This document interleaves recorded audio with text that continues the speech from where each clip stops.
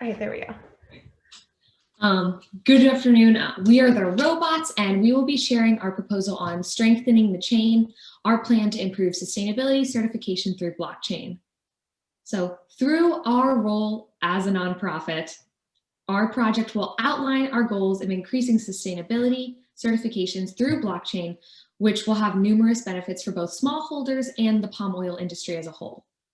We are acting as the multinational nonprofit Roundtable for Sustainable Palm Oil, whose goal is to unite stakeholders from the 7 sectors of palm oil industry and to help ensure environmental and social standards through certifying sustainable palm oil. Producers that employ these standards help to minimize the negative impacts of palm oil cultivation on the environment and communities in palm oil producing regions like Kalimantan. The incentives that certified palm oil production are fourfold. It ensures that the production is 100% organic, it is fair and locally and socially sourced, it is wildlife friendly, and deforestation free. This specifically benefits the Kalimantan region as it seeks to protect the biodiversity of our climate and ensures that the labor used to extract the palm oil is both safe and legal. The RSPO offers 4 main certifications: identity preserved, segregated, mass balance, and book and claim. The first 2 levels consist of purely sustainable palm oil and are the model we hope to support, while the 3rd and 4th certification types consist of mixed sustainable and unsustainable oil. The current certification system put in place by the RSPO fails in several ways. Palm oil production continues to significantly contribute to deforestation and the loss of biodiversity. Additionally, the system marginalizes smallholder farmers as large capital organizations are more likely to retain a higher level of certification.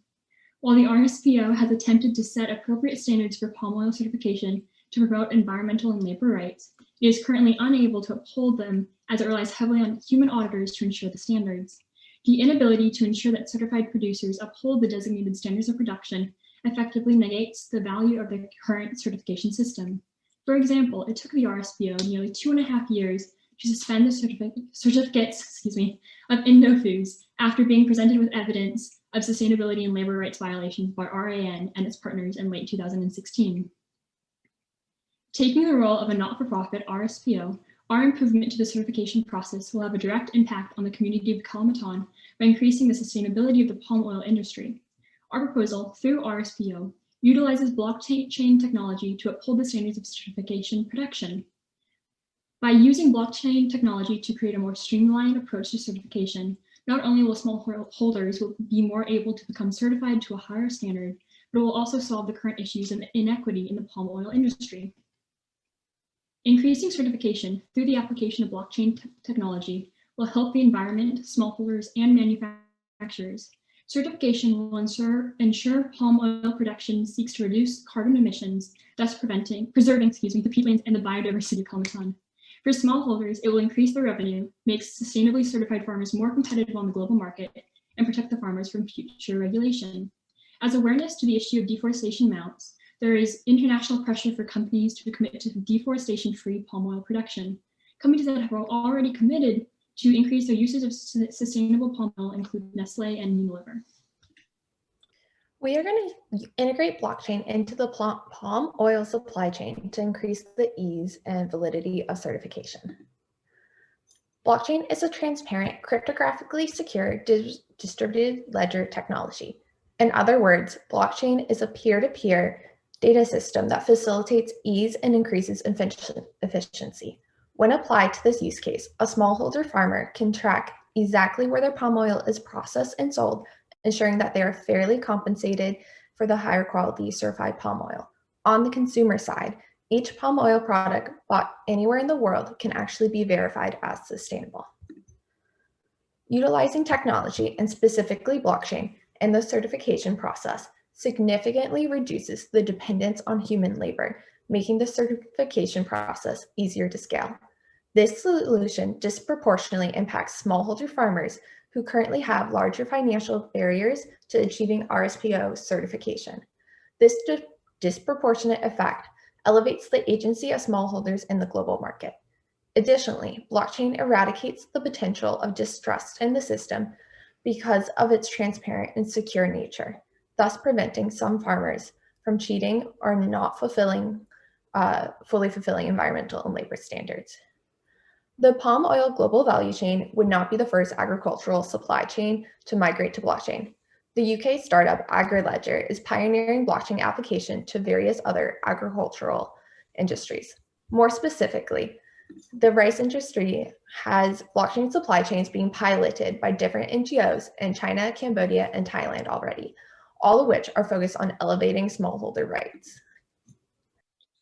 Using blockchain might seem difficult in the abstract, but in practice, we'll do this by demonstrating to farmers and other smallholders in Kalimantan that getting certified is beneficial for their farm. Working within the existing structures of the RSPO's organization, specifically the Southeast Asia Alliance for Sustainable Palm Oil, we will be distributing the solution to Southeast Asian nonprofit partners. SASPO aims to increase availability and usage of the RSPO certified sustainable palm oil in Southeast Asia through education and awareness activities. In 2017 alone, SASPO saw a 200% increase in membership and number of community partners.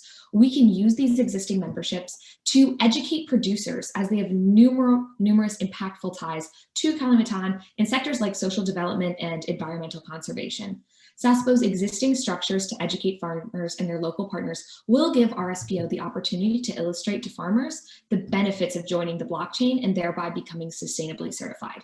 We have prepared a short elevator pitch for SASPO's partners, organizations to present to local farmers. However, we've intentionally left this vague so that our partners who do have these better ties to the community are able to personalize it and make it culturally responsive. We believe that our one-year implementation deadline is feasible to get our blockchain structures in place so that our farmers can continue to profit off of this in the future and local partners can continue aiding farmers in obtaining certification. Once our project is implemented, we will measure its success by monitoring the percentage of palm oil that is certified, as well as the percentage of certified palm oil that is obtained in identity preserved or in segregated certification. We would expect both of these proportions to rise in the future.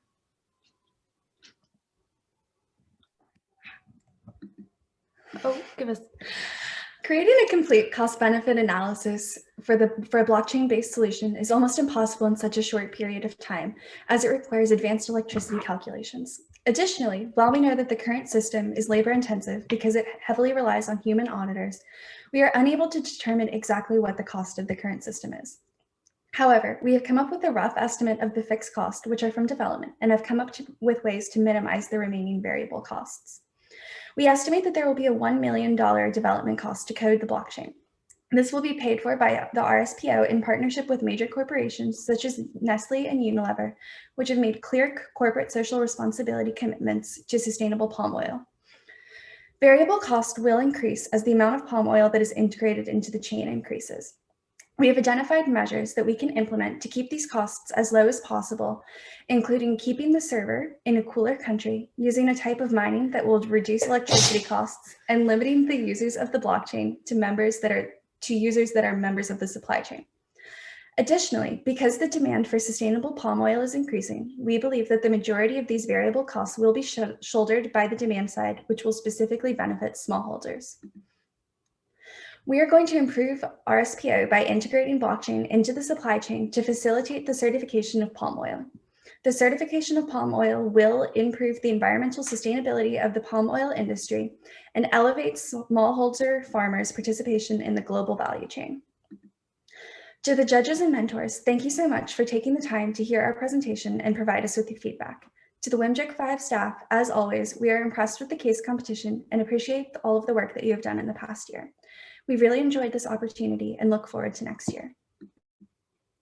Thank you, Team Robots. We will now move on to judging Q&A for 5 minutes.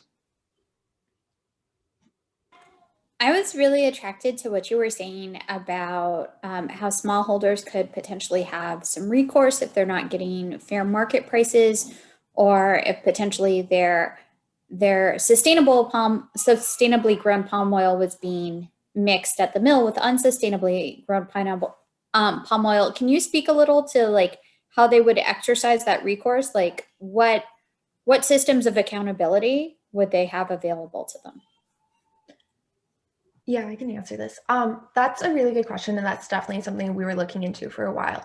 So we decided in this to represent, or I guess be RSPO, the roundtable, because RSPO actually represents smallholder farmers, it represents larger multinational corporations, it represents a lot of NGOs, and the infrastructure the roundtable already has in place makes it so that the smallholders are directly related and incorporated, being like they can directly voice their concerns, whether it be directly to RSPO or a smaller NGO that is representing their rights.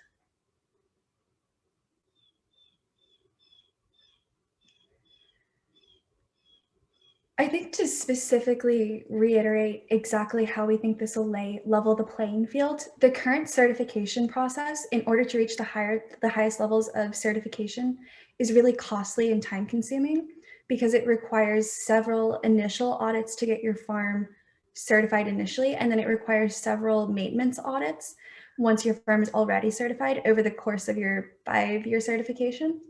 And so the blockchain would effectively track the supply chain of the palm oil, which would reduce costs for all companies, but specifically level the playing field for smallholders, which would allow them to sell their palm oil under a higher level of certification.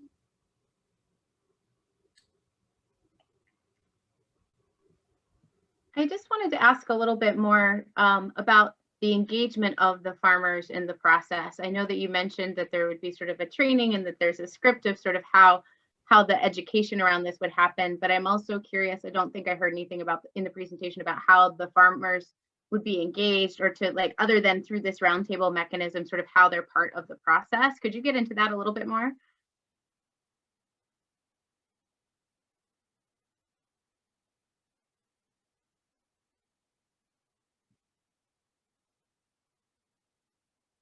Kathryne, do you want to take this? Yes, I will. So I guess maybe targeting your question a little bit more. So we are talking about this project implementation through this larger organization specific branch. So there are a lot of nonprofit NGOs, local partners who already have these structures in place. What we're effectively doing is almost streamlining the supply chain process for them. So within this branch of RSPO, there are over 20 nonprofits already in local communities working on social development. There are, I forget, it was like over 35 nonprofits in this communities working on environmental conservation. And all of these are already partnered with our larger organization. So we're effectively streamlining this process for them while still making sure it's very tailored to community needs and to farmer needs. So whether that be individual farmers, co-ops, whatever it is, they are able to have a stake in this and almost like buy into this certification process, which in the long term and short term really will help them both increase in their like profits economically, but also increase their sustainability and long-term outcomes. Well done, ladies, in choosing blockchain. Completely cutting edge and so interesting, and especially when it comes to supply chain. So I really enjoyed the presentation.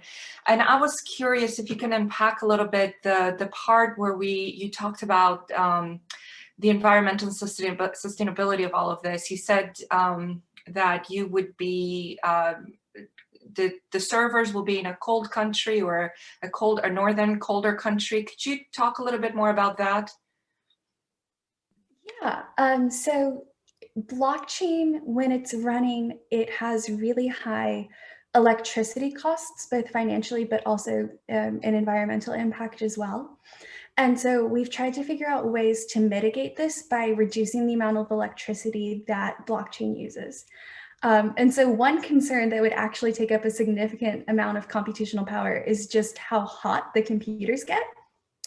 Because if the computers get too hot, they have to spend more energy to cool them down.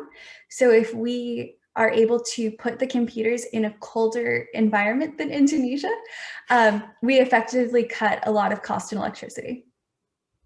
Okay, that is all the time we have for questions. Thank you very much, Team Robots. Thank you. Thank you so much. Nice work. Good job. Thank you. This is great. And now the judges will have 5 minutes for deliberation.